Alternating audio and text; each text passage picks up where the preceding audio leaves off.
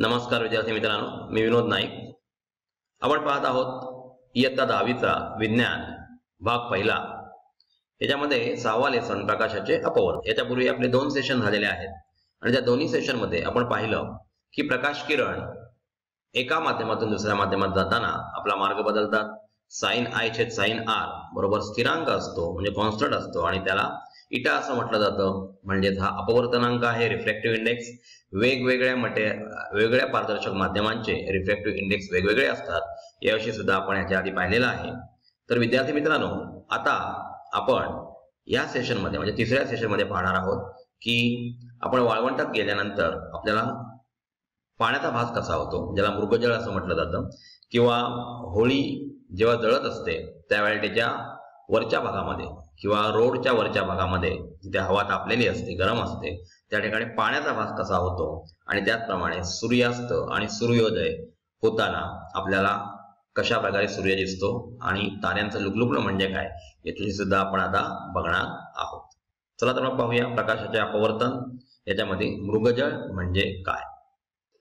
विद्यार्थी मित्रांनो, इथे बघा ताऱ्यांचे लुकलुकणे. याच्यापूर्वी आपण बघणार आहोत की उन्हाळ्यात रस्त्यांवर किंवा वाळवंटात पाणी साचल्याचा आभास म्हणजे मृगजळ तुम्हाला झाला आहे का. तर हो विद्यार्थी मित्रांनो, आपण बघितलेला आहे. गरम रस्ता असेल त्याच्यावरून आपल्याला पाण्यासारखा हलताना भाग दिसतो, पण ते ऍक्च्युअली पाणी असते का, नाही. म्हणून याला मृगजळ म्हटलं जातं. होळीच्या वेळी होळीच्या ज्वालांच्या पलीकडे काही वस्तू हलताना तुम्ही पाहिल्या आहेत का. तर हो विद्यार्थी मित्रांनो, आपण अशा प्रकारे होळी पेटत असताना किंवा कुठेही आग लागलेली असताना त्याच्या वरचा भाग जो आहे तिथे आपल्याला असं पाण्यासारखं हलताना काहीतरी दिसतं. मग असं का घडतं, त्याच्यासाठी कारण काय असतील. याच्यासाठी कारण याच्यामध्ये लक्षात घ्यायचे म्हणजे रिफ्रॅक्टिव्ह इंडेक्स हे एकमेव महत्वाचं कारण आहे, म्हणजेच अपवर्तनांक. जे दोन माध्यम जेव्हा जवळ येतात त्यावेळेला त्यांच्यामध्ये रिफ्रॅक्टिव्ह इंडेक्स चेंज होऊन आपल्याला कशा प्रकारे मृगजळ असल्याचा भास होतो हे आता आपण या सेशन मध्ये पाहणार आहोत. ताऱ्यांचे लुकलुकणे मध्ये वरील दोन्ही उदाहरण म्हणजे आपण काय बघितलं की होळी लागलेली असताना किंवा वाळवंटामध्ये किंवा गरम रस्त्यावर कशा प्रकारे पाण्याचा भास होतो.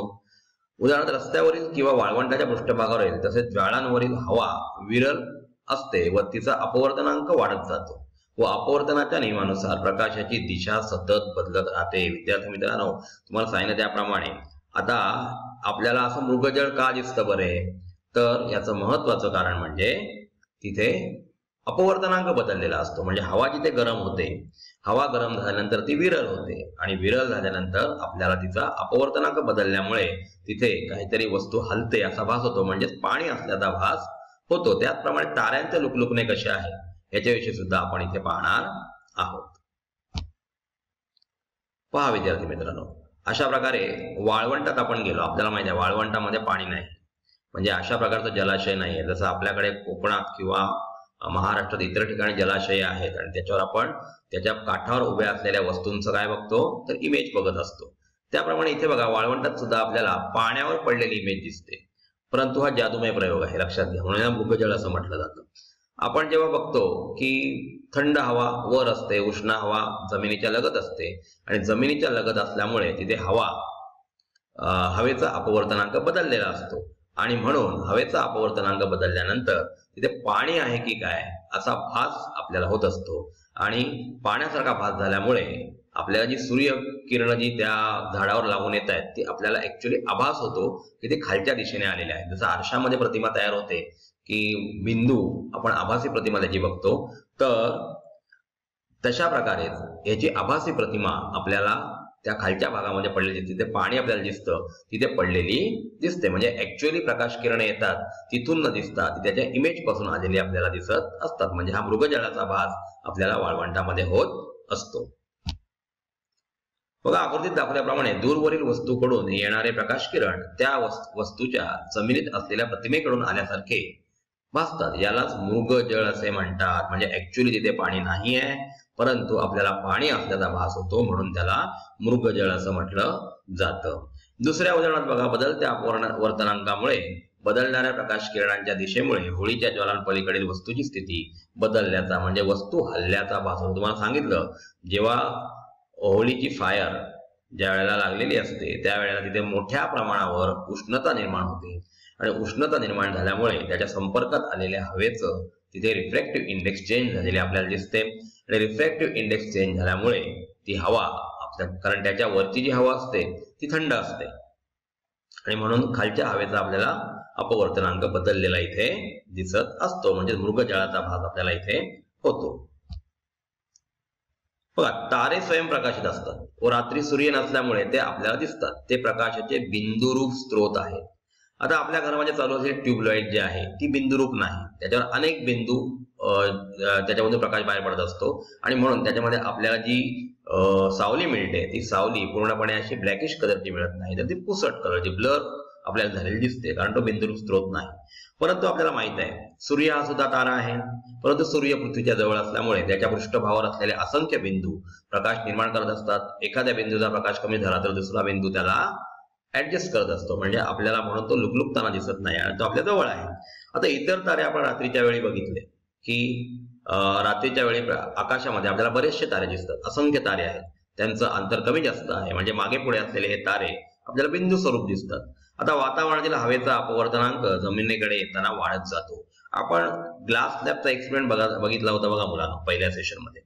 त्याप्रमाणे जेव्हा प्रकाश किरण इतक्या लांबून येतात, आपल्याला माहिती आहे काही किलोमीटर पर्यंतच वातावरण आहे. वातावरण म्हणजे ते हवा आहे, ती पण पृथ्वीच्या पृष्ठभागावरची जी हवा आहे ती घन आहे आणि त्याच्यावरची हवा आपल्याला विरल होताना दिसते किंवा वाईस वर्षा. अशा प्रकारे तापमान जर वाढलं तर विरल होईल, नाहीतर पृथ्वीच्या पृष्ठभागाकडली हवा विरल होते. याचं कारण पृथ्वीवरील जी उष्णता आहे ती त्याला विरल करण्याचं काम करते. म्हणजे अशा प्रकारे आपण बघतो की प्रकाश किरण जेव्हा विरल म्हणजे व्हॅक्युम मधून पहिले पुढे येतात ते तर घन माध्यमामध्ये येतात, म्हणजे ऍटमॉस्फिअरच्या घन माध्यमात आपल्याला दिसतात आणि त्याच्यानंतर ते परत एकदा विरल माध्यमाकडे येतात. म्हणजे प्रकाश किरण एका माध्यमातून दुसऱ्या माध्यमात जाताना जर विरल आणि घन असतील तर स्तंभिकेकडे झुकतात आणि घन माध्यमाकडून परत विरल माध्यमाकडे जाताना स्तंभिकेपासून दूर जातात. म्हणजे प्रकाश किरण ऍक्च्युअली ट्रॅव्हलिंग करताना ते एकाच दिशेने ट्रॅव्हल करत नाहीत आणि म्हणून आपल्याला माहित आहे की एवढ्या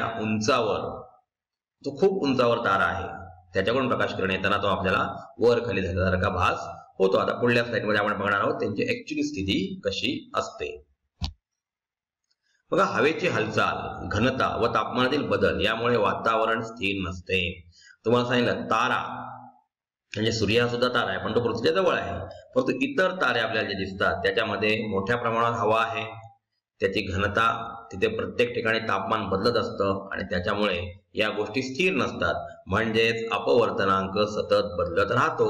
म्हणून ताऱ्याची आभासी स्थिती व प्रखरता सतत बदलत असते आणि त्यामुळे तारे लुकलुकताना दिसतात, म्हणजे एका पोझिशन मधून दुसऱ्या पोझिशन मध्ये गेलेले आपल्याला दिसतात. ते कशा प्रकारे जातात ती तो पिक्चर आपल्याला आता पुढल्या स्लाइड मध्ये दिसणार आहे. इथे पहा विद्यार्थी मित्रांनो, ताऱ्याची आभासी स्थिती.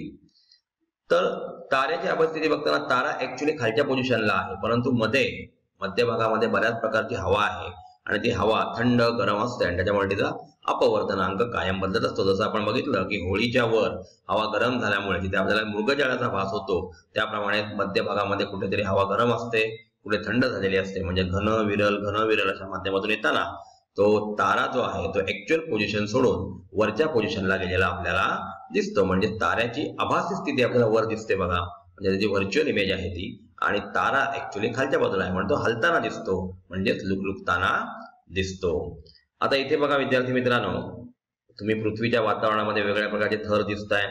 क्षितिज समांतर बघताना आपण सूर्याची स्थिती जर बघायला गेलो तर ती खालच्या साईडला दिसते, ऍक्च्युअली खालच्या बाजूला आहे. परंतु जसा तारा वर उचललेला दिसतो त्याप्रमाणे हा सूर्य सुद्धा आपल्याला वर उचललेला दिसतो. म्हणजेच अशा प्रकारे सूर्योदय आणि सूर्यास्तामध्ये काय फरक असतो आणि सूर्योदय आणि सूर्यास्त झाल्यानंतर सुद्धा 2-2 मिनिटं कशा प्रकारे तो क्षितिजावर दिसतो ते आपण पुढे पाहणार आहोत.